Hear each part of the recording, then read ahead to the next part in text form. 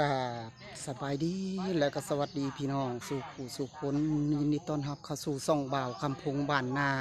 พี่น้องมื้อนี้ก็มีข่าวดีจะมาพากพี่ตอนน้องพี่น้องเอ้ยได้ยินข่าวว่าตู่พายมาแล้วทุกคนเอ้ยตอนนี้จะพาทุกคนไปเบิ่งว่าเพิ่นอยู่เพิ่นมาหรือบ่ทุกคนว่าเพิ่นอยู่หรือบ่ทุกคนว่าแม่นความจริงบ่เพิ่นมาแท้บ่ว่าคิดฮอดสาวเหี่ยวทุกคนแห้งว่าได้ดันดนมาว่าได้ยินข่าวว่าทุกคนไปเบิ่งนำกันทุกคนแม่นทุกคนแม่นแล้วทุกคนตู้พายมาเลยทุกคนไปเบิ่งนำกันทุกคนว่าเป็นหยังสาเหตุหยังเพิ่นจริงมาทุกคนโอ้โหเพิ่นกำลังเห็นหยังทุกคนมาเบิ่งนำกันว้ายแม่นแท้เนาะมาฮอดจริงแท้ตู้นี่เนาะโอ้มาเลยเนาะโอ้บอกคำลาวิไลพรพระเอกหมอลำเฮาก็มามื้อนี้ทุกคนเลยมีพระเอกของแกมาเจอคนดังมื้อนี้มีแต่คนดังมื้อนี้ฮะไปดีสิป่าทุกคนมื้อนี้สิมากินข้าวสามัคคีกันครับพ่อใหญ่พายนี่คนหล่อเด้หล่อบ่มีวันสิ้นสุดนะหล่อตลอดเลยมีเสน่ห์ดีเนาะกินตู้กินแน่นั่นแหละสุดยอดเสน่ห์ได้เราเว้าเนี่ยมันเสียตัวว่าเขาตกตารางหาเห็นตกแต่สองบ่เห็นแต่ว่าดินั่นได้เนาะมันก็ไปเองเพราะว่ามันบ่ไปดอกเฮาไว้ในคันหั่นแม่นลูกหลานนั่นแหละตัวเองก็หาโดยว่าก่อนน่ะเป็นเฮียอยู่บ้านโนนเขาจะมาฮอดพี่ว่าคนนั้นก็ตายแล้วเนาะหลังจากว่าป้าเมียคนนี้ตายป้าแก่เข้าจะได้2-3 ปีแล้วก็เจ้าว่าได้แล้วแล้วก็มักอยู่โอ้ไปฆ่าลูกคนนึงตายแล้วปีแล้วโดยแล้วก็มาฮอดเฮือนห่างหินโทเจ้าว่าคลองจะเป็นปอเขาว่าชิแล้วเนาะอะไรนะบ่ได้เป็นยังดอกเฮาว่าคลองอันนั้นเนาะคลองตัวนั้นมันบ่ได้เป็นยังครับว่างันว่าคนมารุ่นสิไปเนี่ยขอกับไปให้อาจารย์อ่อนอยู่อันเซนสมาร์ทนักได้เลี้ยวหาก็จะบ่ได้เห็นมันเบิดน้ำลาวก็ได้มันบ่แม่นแนวอื่นดอกอันนี้นะของน้องแมวเนาะโอ้น้องแมวหักเพื่อนชูดไปซอย6 คานบ่ได้โอ้คำน้องแมวมีหมอ1ถือไปเชิญอาจารย์เขาว่าฮิบทิมโลดอาจารย์บ่ถูกจะนอนมันกัดบ่ได้ทุกพวกเฮาบ่ได้ฉูดเนาะเจ้าสิถือว่าเป็นโคกชาฮิบทิมโลดเพิ่นว่าใช่แล้วไปฉูดซิก่อนโอ้อันนี้ฮะฉูดก่อนหน่อยเนาะก็บ่ว่าดอกแนวนั้นกันมันหักหอมเบิดเนาะโดยจังว่าอาจารย์บัวนี่ตะกี้ผู้อยู่รักษานี่ได้บ่ได้นำพอนี้เปล่ายามมื้อเช้านี่ไม่ได้เว้ากุละต้น2 ต้นก็มีซีเมนต์น่ะแต่ว่าแล้วรักษาเนี่ยก็ย้ายไปเรื่อยๆได้หลายวันได้อาจารย์บัวน่ะตะกี้ก็เป็นคนละเรือนกับพ่อค้าเนี่ยเราก็เคยไปตัดอ้อยรับจ้างอยู่แถวอันแสนชมบูรณ์บ่ล่ะเนาะโดย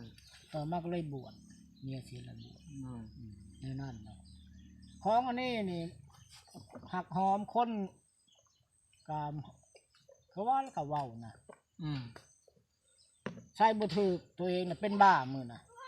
เขาว่านานหมอจะใส่บุถือนะถูคืนมาสิไรอันนี้นี่อีกโอ้ขัดใส่พิษก็เป็นบ้าอีกว่าเป็นบ้าแล้วเขาแล้วมือเอาเร็วเขาว่าเท่เพื่อนเชี่ยถือแหละถือเขาตัวเองแล้วว่ะโอ้จังว่าไม่ได้โทรบอกเพื่อนกับบแม่ว่าจากให้กันแม่นึงเนาะมือไปมันน่ะที่ครูบาอาจารย์นี่ดอกด้วยแล้วก็ตัวกับบูชาเนี่ยเพิ่น50น้ำได้แต่เบิ่งมันน้อยอีหลีเนี่ยถ้าตัวจะได้ต้อยเด้อจะหาโอ้ยบ่เป็นรถสิต้อยเฮาว่ะก็เลยไปอยู่ในคำหลวงในโทรเพิ่นออกมาก็มาเอาแล้วก็ให้กับได้50โดยเจ้า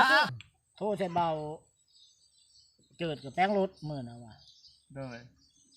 มื้อไปมันน่ะกินก่อนตู้กินก่อน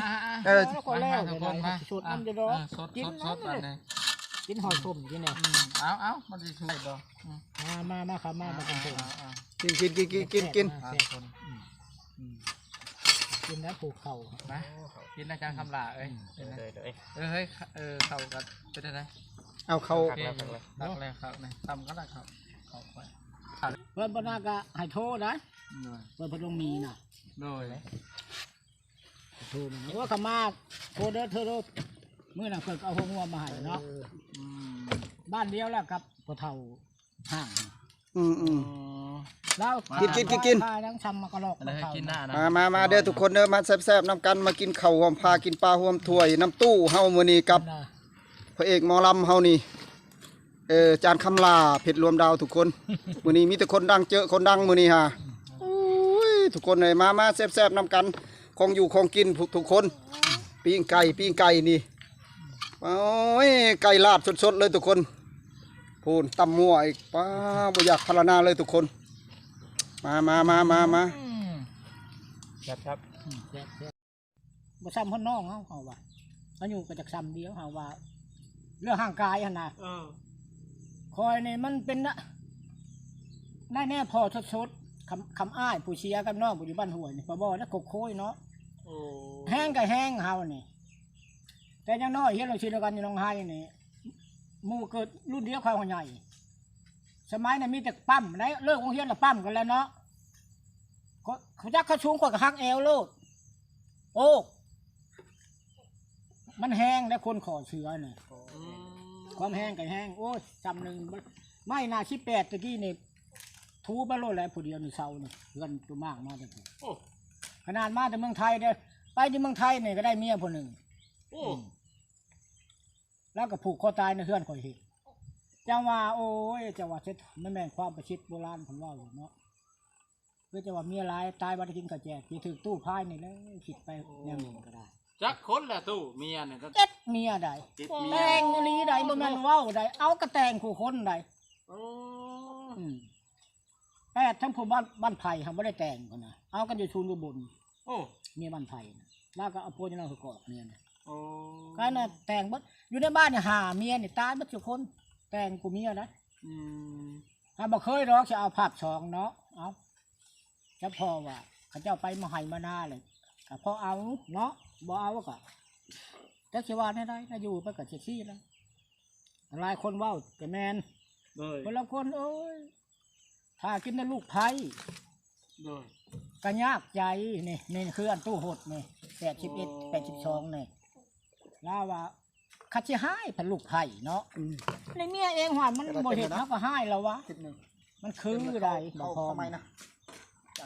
บ้านเนี่ยเจ็บไข่เพื่อลูกไผ่จะมางมเฮาก็บ่ง่ายเนาะก็พิษผัวอันนี้ก็แน่เมียเองนะแล้วบ่จันของเจ้าคนจับนึกแป๊บนะ